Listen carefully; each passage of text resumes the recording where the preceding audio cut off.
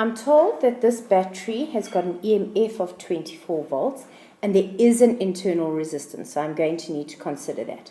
The first thing I'm going to do, as I do with every circuit, is try to get a better understanding of what the circuit means by adding some colors. I'm on the main branch. At this point over here, I get a choice to either go to the 4 ohm or to the 10 and 6 ohm resistors.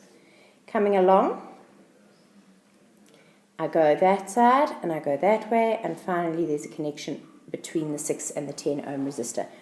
What's important to realize here is that on the main branch of the circuit there actually are no resistors.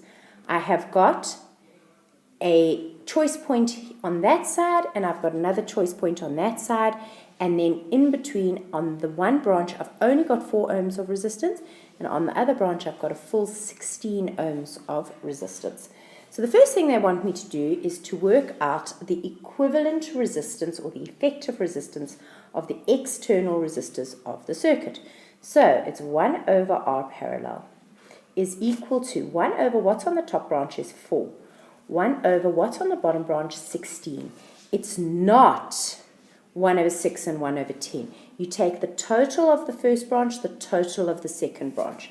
You're then going to land up with 5 over 16, divide that through, you get 16 over 5, and therefore R parallel, once I flipped it, is 3,2 ohms. That was what they asked me to prove that it was, so that's good. When the switch is closed, the reading on the ammeter is 6 amps. Now, this ammeter is on the main branch of the circuit, so it's going to split somehow. What are the readings on voltmeter 1 and on voltmeter 2? Well, firstly, voltmeter number 1 is sitting across the external circuit. So if I've got the external series current and I have the external total voltage, I can work out the value of V1 using V is equal to I times R. Which current do I use? 6 amps. Which resistance do I use? The total external, which is 3,2, and I land up with 19,2 volts. So this is reading 19,2 volts. That immediately tells me that my lost volts is going to be 4,8 volts. And we'll just keep that in mind. I'm just going to write that here. Lost volts is equal to 4,8 volts, and we may need that at some stage later on. The next thing that I'm going to do is work out voltmeter number 2. Now, that is slightly more tricky because in voltmeter number 2, I first need to imagine that I have an ammeter on this lower branch over here and work out what its value is. Since I have got a reading of 19.2 between orange and pink, that means that if I were to put a voltmeter on the bottom branch, it would also read 19,2. So I can get this imaginary ammeter over here. I is equal to V over R.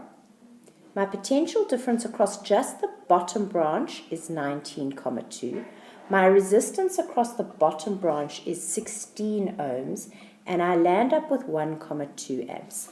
So 1,2 amps is on that branch, meaning that 4,8 amps is on the top branch.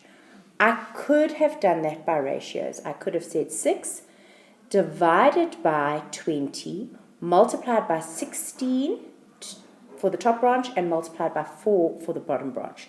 If you're not comfortable with ratios, rather go the longer way around. So 1,2 amps. Now I can say V is equal to I times R. The current on the bottom branch is 1,2. The resistance of the 6 ohm resistor is 6, and I land up with 7,2 volts. Now they want the internal resistance of the battery. All I'm going to do is I'm going to take the resistance, internal resistance is equal to lost volts divided by series current, and I've got both those pieces of information, 4,8 divided by the series current of 6, and I land up with 0,8 ohms of internal resistance. Then they go on to ask if I now opened the switch. So this is the switch that I'm going to open. That means that I'm actually going to get rid of all of that. This is going to become a very simple little circuit with 4 ohms of external resistance. That's the only thing that's going to be left in there. The other thing that stays the same is this 24 volts. The internal resistance value also stays the same, but the current value is going to change. The total resistance is going to change. Notice that 4 ohms is greater than 3,2 ohms. In other words, I have increased my resistance by taking out a parallel branch. As I've increased that resistance, I will have decreased that current value. And what's going to happen is because there's less current, I'm actually going to lose less volts. And there will be more volts available to the external circuit. So let's see what's going to happen. The first one is what's going to happen to the reading on voltmeter number 1. It is going to increase because there's going to be more volts for the external circuit. Another way of looking at that is we could actually do a calculation, and you would see that if I used 4,8 volts, got a new series current, multiplied it by 4, you would land up with a number bigger than 19.2. You actually land up, in this case, with, this would turn to 5 amps. In other words, 4,8. And how did I get 4,8? It's not this 4,8 over here. It's 4 ohms plus 0,8. That's the total resistance. And then I use the EMF value.